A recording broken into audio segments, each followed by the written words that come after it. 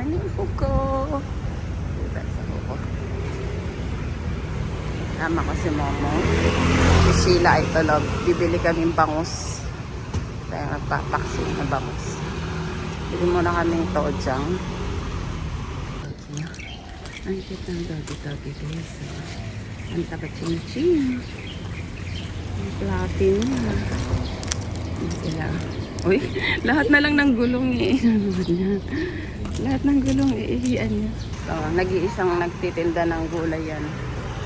Pipili kami kay tatay ng ganda ng ano ng araw. Oh. Ito market ko sa hapon. Ang ganda ng cauliflower. Ali bangus. Ay, bullshit. Bullshit to, kinakarga na nila. Ano, ang daan nilaw pa, no? Sinadya talaga namin yan. Meron dito mga talapia. Ang lalaki, oh. Pakiligaw. Lalaki niya, no? Then, laki ng ano, halos. Oh, malangoy pa. Mga buhay pa sila mo. Lumalangoy pa. As in, ang lamig-lamig na niya, no? May mga hasang, oh, na ano, na gano'n. There's a bread. Sihaw, nilalagyan ng kamatis. Ganda ng panahon din yun. Umuulan. Ganda. Good morning, good morning. Nakakamiss dito. Tapon na lang natin mamaya. Sabi sa'yo, may tubig dyan. Pagalitan mo si Juperto. May tubig dyan. Makakadaan ka ba? Dito na kami. Magloloto na tayo ng paksiw na bango. Ito. Kami ang pagkain, di ba? Puro pagkain na lang ginawa.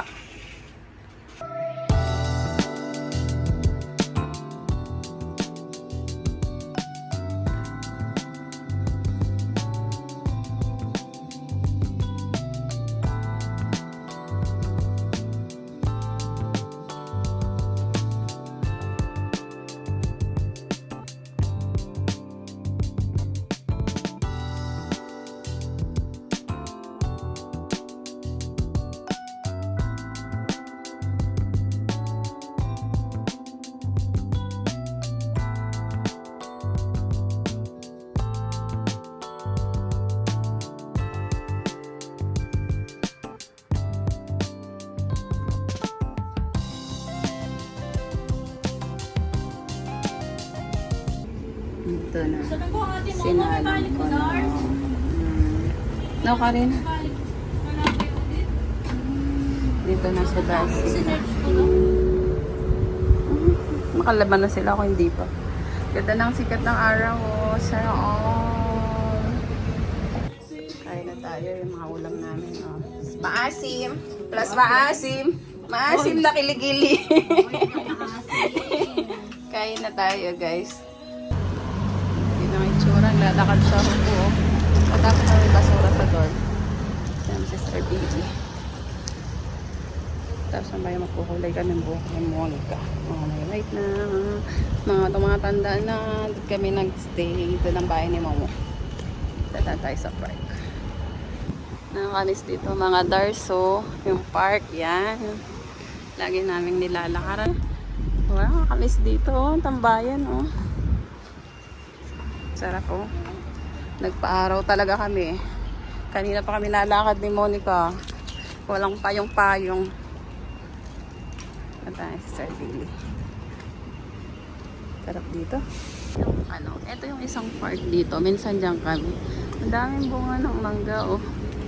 Ang galing, namunga siya ngayon. Nung dati, isa-isa lang yan. Ngayon, ang dami niyang bunga. Malapit na kami doon sa dati kong dorm. Doon yan. Ay, magtatapon ng basura. Kasi segregation sa apartment ni Monica. Ano yung sabi ni Dars kanina na may mga pulis daw saka ano, ambulansya. Baka kaya may nahulog. Ang bilis, oh, patapos na siya. Halos 60% na to. Baka may na-disgrasya kasi may ambulansya eh. Ito ng cactus, ang laki, oh. Ang daming tanim dito. Kahit ang liit lang ng backyard. Bago ng palit na ng mga sili-sili, okra, mais. Tayo sa isang 7-Eleven. Wala kaming nabili na drinks na sarado pa. Nanghingi lang kami ng pera kay Darshila. Dito. Lumabas kasi kami ni Mama, wala kaming pera. Tutin natin siya. Yung dati kong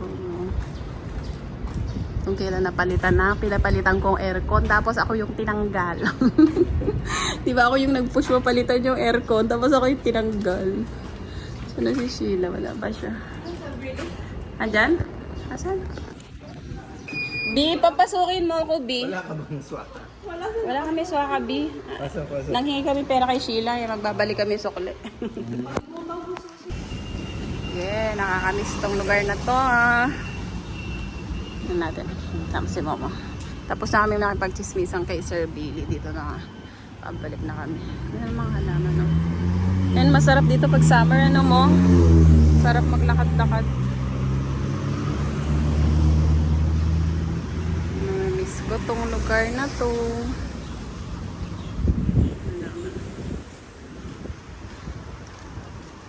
Hindi ba yan yung parang lasang maasim na bulaklak? Yan nga. Yung pagka sinipsip mo, maasim-asim. Ganda ng clouds, oh. Nagkaano tayo? DIY coloring chair. Paano yan? Sa tuktok lang? Tira-tira, dura lang sa uri. Masa na yung Ay, ang ganyan.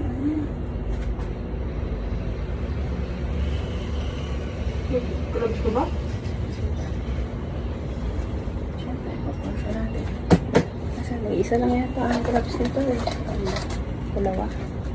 Kukulay tayo ng hair. Ang aming color is cocoa brown. Napakadaling magkulay dito. Kasi siya may isang suklay na siya. Tapos, inimix mo na siya agad dito sa bottle na to. Diba yung mga pangkulay sa Pinas, yung inimix mo sa cup. Tapos, ito, na siya, very convenient. Pinag-mekos na siya dito. Tapos, may sarili na to siya. May sukulay mo. Ito, pa natin dito.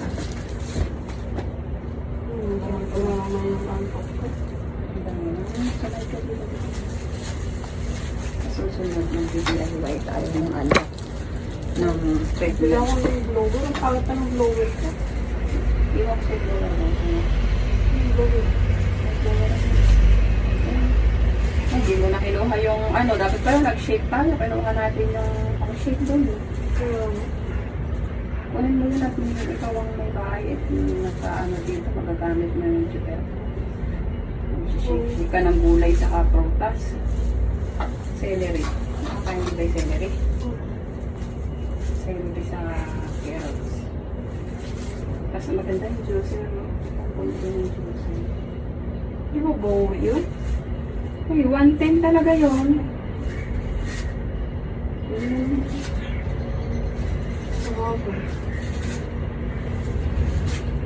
Ikaw matatagal ka pa dito.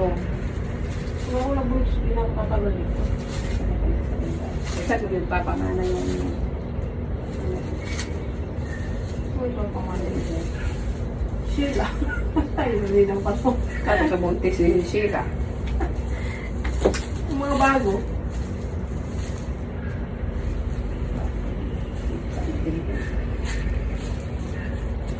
Si Bunso nga, nasa kanya electric pa niya, giniram niya. Sabi na ate, magamit ito po po Hindi ko sila gearpo? pa nasira yung hindi siguro, baka dito. Hindi mo ma-appear siya doon. Kasi doon yun eh. Pakita natin sa inyo yung laman nito. Yung isang ganito. Anong tawag dito? Yung color niya. Tapos yung pinaka-base. Ito yung pinaka-base niya. Yan. Tapos yan mo siya imimekos. Tapos mayroon siya sukulay. Tapos yung niya, may conditioner. Pag ginagamit mo ba to? Nilagay ko dyan. Tapos meron siyang gloves. So, how to do. Ganito lang guys. Mga dars. Ito, may pambukas na din, di ba? Hindi mo na puproblemahin. Diretso lang. Then, diretso lang. Ganyan siya ka-convenient. Hindi ka nahahanap ng baso, kaya tasa. Naalala ko pag kinukulayan ko si Papa dati. Yung hahanap kami ng mangkok na hindi na ginagamit o kaya yung takip. Doon namin siya. Kasi dati nang buhay pa si Papa ko, kinukulayan ko din yun ng buhok. Pagka pupunta yun, pakulay siya ng buhok. Itim lang naman ang kulay niya. Ngayon kasi hindi ko to kayang i-press yung ko. Kailangan ko ng help. Damage pa kasi yung daliri natin, hindi siya pwedeng push o not totally healed. Ako naman. Parang nagmamantika ang buhok ko. Nilagyan ko kasi to ng yung pampakapal ng buhok. Kahit na shampoo ko na. Tapos nag-hot oil pala ako kahapon. Ginamit ko yung hot oil ko. Kayo din ba? Yung pamangkin ko kasi ganito din mo. Yung tinutubuan siya ng puting buhok dito lang. Sa tuktok. Parang highlights. Ayan na. Yan lang. Yan galing. Wala man dito sa tabi. Ito lang. Yan lang. Ayan naman siya. Ayan. Parang bruha. Ano siya? Ito na siya. So, mekos-mekos mo muna siya. Kukulay yan, mga 1 hour. 1 hour ba? Hindi ba kalbo tayo ng 1 hour? May kulay na to. Hindi na to nakukulayan kasi naka-bleach. Hindi naman ito halata. So, dito lang ang kukulay. Hindi halata. Halata din yan, Yung Ayan na kasi, pwede na to. Tapos papalitan mo siya ng suklay. Ayan siya dito. Ito ang suklay. It's my turn now. Ito na kasaupuan. Hindi ako pumimigil. Ito naman. DIY lang yan. Siyempre, magtitipid tayo. Kung sa labas ka magpapakulay, mga yan, 2K yan. So, mahaba pa naman yan. NT yun NT yun mga dars. Kami na lang nagkukulay. Pati yung sa pagtitreatment kami na din. Next month na lang tayo mag-treatment. Sangat na kasi ng buhok. Kaka-hairnet natin to no? Dahil lagos. Hairnet, no? Pagka OFW ka, pupunta ka ng ibang bansa na makapalang buhok. Pag uuwi ka na, panot ka na. Panot na. Kaka mainit na tubig. Nakaka-hairnet yan. Si Hazel. May si Hazel sa si Marga. Yung pampatanggal ng shampoo lang pala. Sabi niya, hindi ka ate pwede may kulay ang buhok mo. Shampoo pala yun. Buti hindi ka nagamit nun mo. Kulang.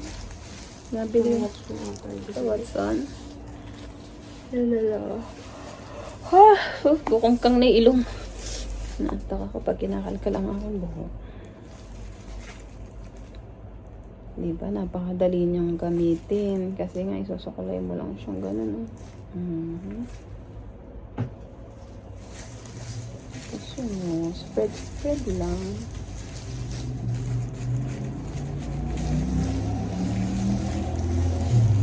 Kalahati lang naman kasi kalahati niya may kulay, hindi na yun nakukulayan. Tapos na bleach pa. Sama namin si Hazel guys, so nagtatakbo kami. Punta silang Chongli yung dalang ulam. Nakauwi na. Sila mag-Chongli pa. Sabay-sabay na. Yan na. Dito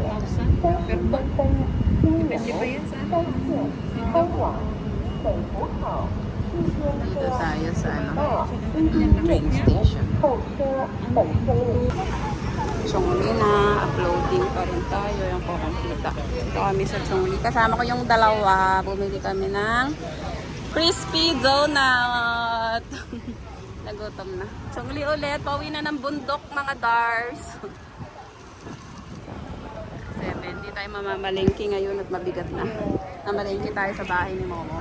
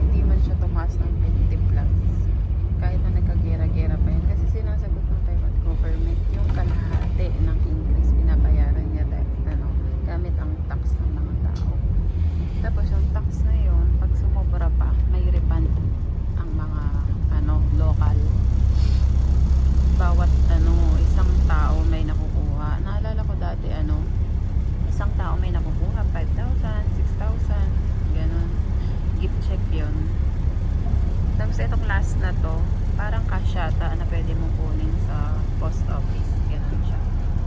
Kahit na pinagpupuntis pa lang mga Dars, may nakukuha dito na refund ng mga tax. Kasi yung mga asawa ng Taiwanese, ganun, mga Pinoy, kahit nasa Pinas sila, may nakukuha sila. Unlike sa atin sa Pinas, pag may sumobra sa tax, pag nyo lang hanapin, binulsa na, kulang pa nga, pinangutang pa. Dito yung mga tax talaga, nakita ang ganda. Kung nakita niyo yung transportation dito sa Taiwan, ang ganda. Tapos yung mga kalsada, dalawang, diba? Tapos ano, yung mga skyway nila, ang ganda. Kaya, hindi masyadong natatraffic.